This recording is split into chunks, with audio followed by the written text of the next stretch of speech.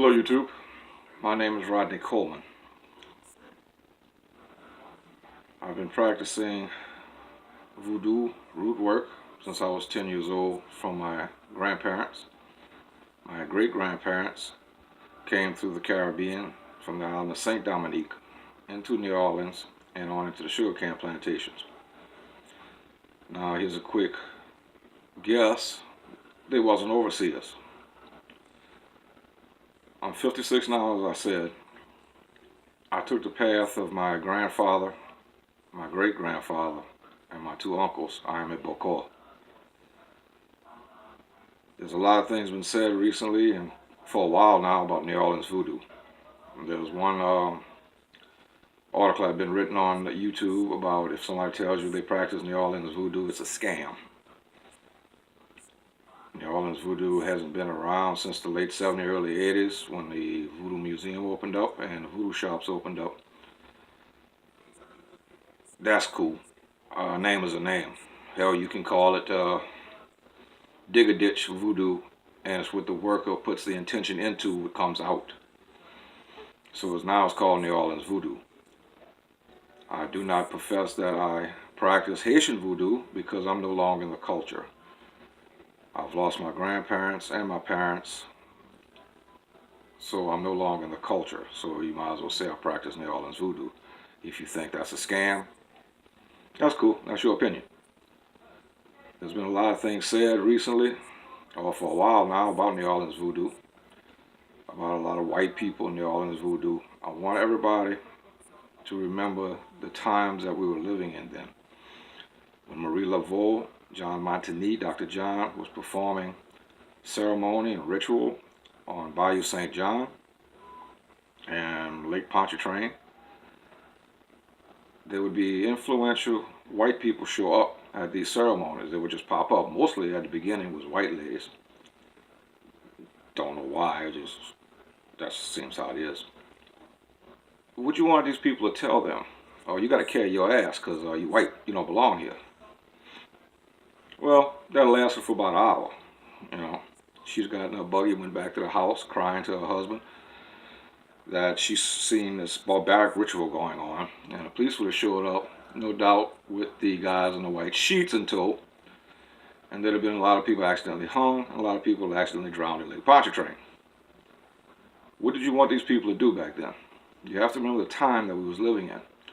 You also have to remember here in New Orleans and in the deep south in Louisiana, even up to the mid-60s after Kennedy got in office, there were still people being hung. There were still crosses being burned on people's yards. There was houses mysteriously burning down with entire families in them. There was churches being burnt with parishioners inside. There was young people being dragged behind pickup trucks down gravel roads. So you have to remember the times that they was living in. It was something that had to be accepted then, and it just became part of the culture. I know a lot of these people.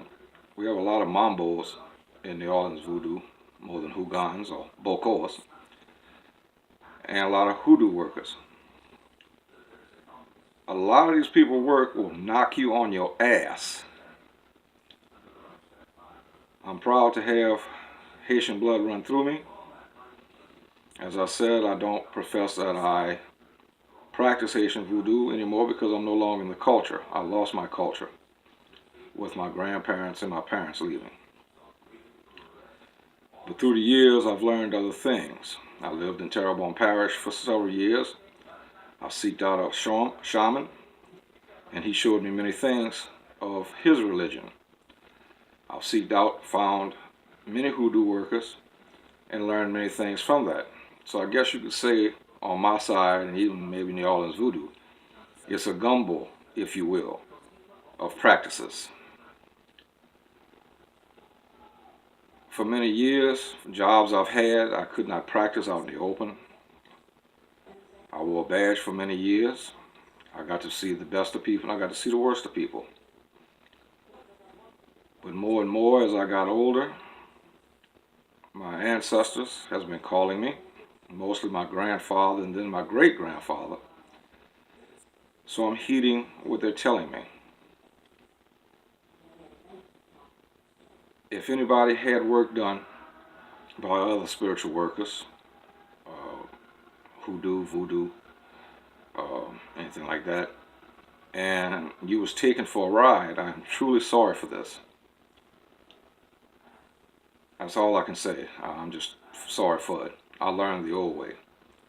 I go out in the swamps into the bayous and I pull my own roots, pull my own plants. I get my own Spanish moss, my own snake skins, my own stagnant swamp water. I do things the old way.